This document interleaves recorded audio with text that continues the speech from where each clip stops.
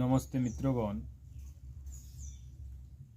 দেখতে পাচ্ছেন আমাদের মাটির হাঁড়িতে রান্না। এই এক প্রকার ডাল, মুগ ডাল, দেশি মুগ ডাল, তার সাথে বিভিন্ন রকম সবজি, শিম, ফুলকপি, মটরশুঁটি, তার সঙ্গে এটা আতপ চাল, তার সঙ্গে ঘরে তৈরি আমাদের হলুদ, কারণ বাজারে বেশিরভাগ যে হলুদ আমরা ব্যবহার করি এগুলো কেমিক্যালযুক্ত। যদি পারেন হলুদ গোটা নিয়ে সেগুলোকে ভাঙিয়ে নেওয়ার চেষ্টা করবেন। আর যে ডাল ভিজিয়ে রাখবেন, মানে রান্না করার আগে 3-4 ঘন্টা আগে ভিজিয়ে রাখবেন, তাতে কি হয়, তার টক্সিনগুলো বেরিয়ে যায় এবং এর ক্ষতিকারক প্রভাব অনেকটা কেটে যায় ওর মধ্যে টক্সিনগুলো বেরিয়ে গেলে। তো এটা বেশিরভাগ মানুষ করেন না, তো এটা করা উচিত। ডাল সবসময় 4-5 ঘন্টা আগে ভিজিয়ে রাখা উচিত। আর তেল ঘরে সর্ষে ভাঙিয়ে নেওয়া উচিত, কারণ বাজারের যে তেল আমরা ব্যবহার করছি এগুলো বেশিরভাগ পাম অয়েল যুক্ত। সেগুলো আমাদের শরীরের মধ্যে কিন্তু মানে শিরার মধ্যে থেকে যায় এবং সেগুলো শিরাটাকে জাম করে দেয়, রক্ত চলাচল কমে যায়, তাতে কি হয়, স্ট্রোক এবং কোলেস্ট্রল এগুলো কিন্তু বেড়ে যায়। বর্তমানে বেশিরভাগ মানুষ কিন্তু এই সব রোগে ভুগছে, তার জন্য জীবনযাত্রার ভুল আছে তার জন্যই। এবং এগুলো অনেকটাই সহজপাচ্য খাবার। আর প্রথম দিকে আমরা খেতে একটু অসুবিধা হয়, কিন্তু ধীরে ধীরে এই ধরনের খাবার খেতে শুরু করলে আস্তে আস্তে এগুলোই ভালো লাগবে। এবং আমাদের লিভারকে মজবুত করতে হবে, তার জন্য ত্রিফলা ব্যবহার করতে হবে। রাত্রিরে শুতে যাওয়ার 8 ঘন্টা আগে গরম জলে অন্তত সপ্তাহে 2-3 দিন। পুরনো পেটের মল বেরিয়ে যায় এবং গ্যাস অম্বল কমে যায় তাতে। আর জিরে, মৌরি, জোয়ান তিনটেকে হালকা ভেজে নিয়ে যদি আমরা সেটাকে গুঁড়িয়ে রাখি এবং 1 চামচ খাওয়ার পর চুষে চুষে খেয়ে অল্প একটুখানি গরম জল 1 ঢোক মতন খেয়ে নিই, তাহলে কিন্তু গ্যাস অম্বলও কমে যায়। আর অবশ্যই আহার শুদ্ধ হতে হয় এবং মাছ, মাংস এগুলো হচ্ছে অ্যাসিডিক খাবার। এবং বর্তমানে যে মাংস, মুরগির মাংস এগুলো যে তৈরি হয় সেখানে কিন্তু গেলেই বুঝতে পারবেন কেমিক্যাল ব্যবহার করা হয় এবং সেগুলো বিভিন্ন রকম হরমোন, বিভিন্ন রকম স্টেরয়েড ব্যবহার করা হচ্ছে, অ্যান্টিবায়োটিক দেওয়া হচ্ছে তাদের।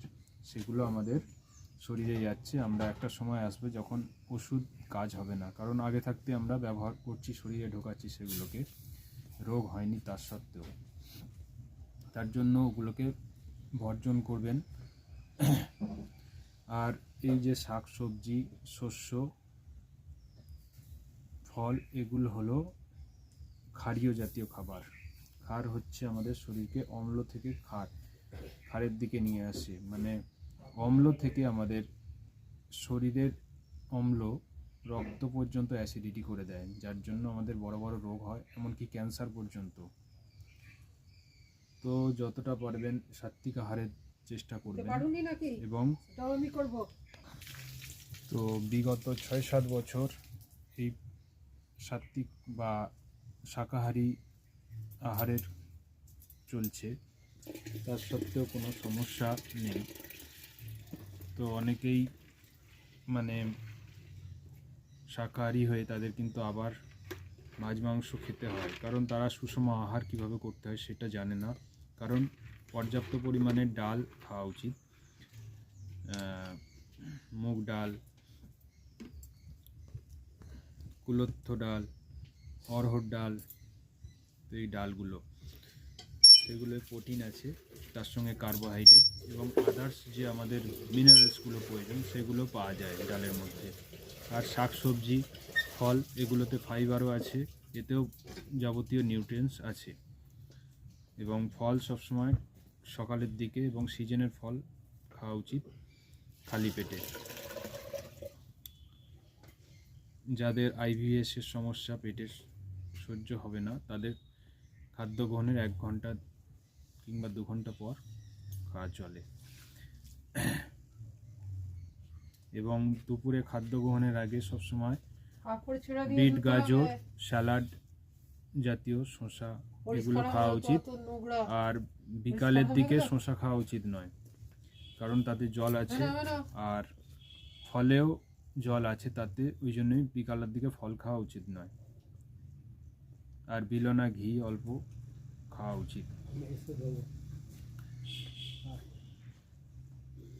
জীবনযাত্রা ঠিক হলে আমাদের শারীরিক সমস্যাও কম হবে, রোগ হলেও তাড়াতাড়ি সেরে যাবে। আর আমরা যদি এই মাছ, মাংস, ডিম এগুলো বেশি পরিমাণে শরীরে দিই, তাহলে কিন্তু আমাদের শরীরের অম্লতা বেড়ে যাবে এবং বিভিন্ন শরীরের সমস্যা আসবে।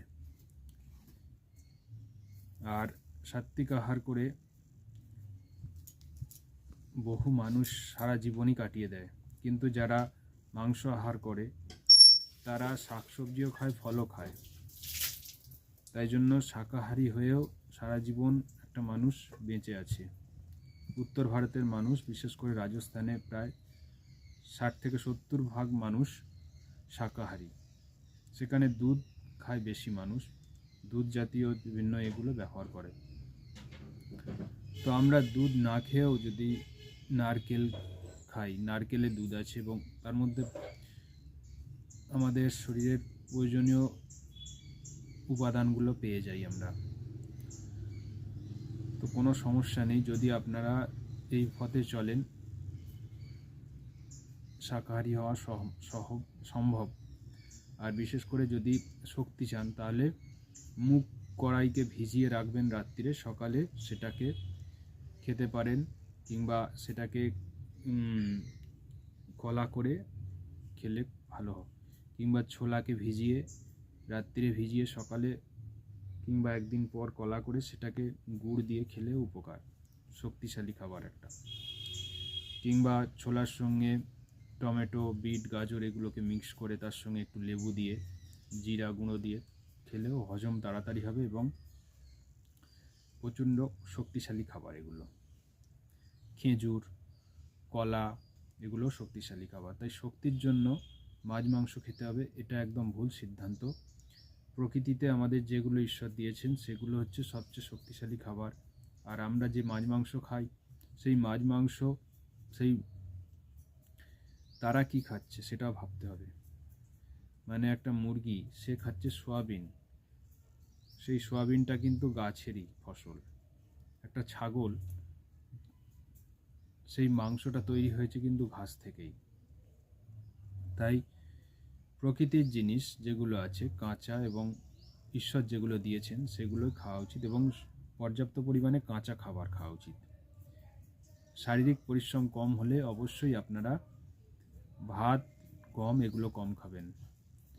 তার জায়গায় শাক সবজি, এই ডাল দিয়ে অল্প চাল দিয়ে সেটা সেদ্ধ করে খান, সেটা পুষ্টিকারক সুষম আহার। মানে খাদ্যের মধ্যে নিউট্রিয়েন্টসটা আমাদের কিন্তু ভাবতে হবে কি আছে এতে, সেটা গুরুত্বপূর্ণ। না হলে কিন্তু শাকাহারী হয়ে সমস্যায় পড়তে পারেন। এবং যদি পারেন মিলেট মানে জোয়ার, বাজরা, রাগি এগুলোকেও ব্যবহার করতে পারেন, গমের সঙ্গে অল্প অল্প মিশিয়ে দেওয়া। কিংবা কাবলি ছোলা। গম বেশি খাওয়া উচিত নয়, গম খেলে গ্লুটেন আছে গমে এবং এটা সুগারকে বাড়িয়ে দেয়। তার জন্য গমের সঙ্গে সঙ্গে অল্প অল্প তার সঙ্গে জোয়ার, বাজরা, রাগি এগুলোকেও মিক্স করে নেওয়া উচিত। এগুলো আমাদের বাড়িতেও সেইভাবেই চলা হয়। নমস্তে।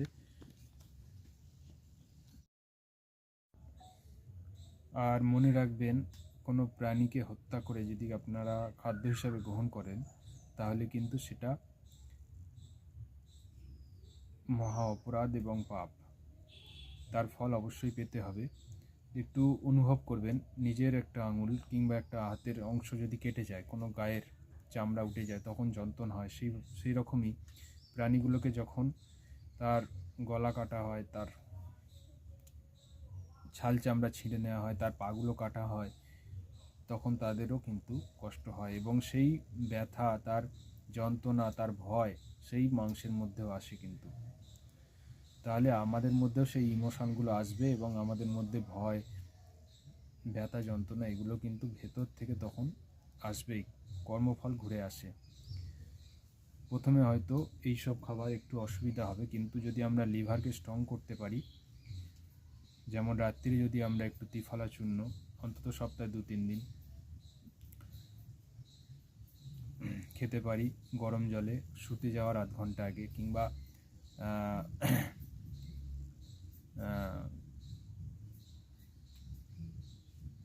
সকালেও খাওয়া যায় ত্রিফলা চূর্ণ, কিংবা আমরা যদি ছোট্ট এইটুকুন একটু হলুদ, কাঁচা হলুদ এগুলো খাই, আস্তে আস্তে লিভার কিন্তু মজবুত হবে, খিদে বেড়ে যাবে। কিছু শারীরিক ব্যায়াম, দণ্ড বৈঠক এগুলো করলে খিদে বেড়ে যাবে, তখন এগুলোই টেস্ট লাগবে। তো টেস্টের জন্য কোনো প্রাণীকে হত্যা করে খাওয়া মানে সেটা মহা অপরাধ এবং সেই পাপের ফল অবশ্যই আমাদের পেতে হবে। এই প্রকৃতি পরিবেশে মানুষের হিংসা বিদ্বেষও বেড়ে চলেছে, তাই আমাদের সচেতন হতে হবে এই বিষয়ে, নাহলে কিন্তু বিপদ আসন্ন এবং এই প্রকৃতি পরিবেশ ধ্বংসের জন্য একটা বড় অবদান এই প্রাণী হত্যা।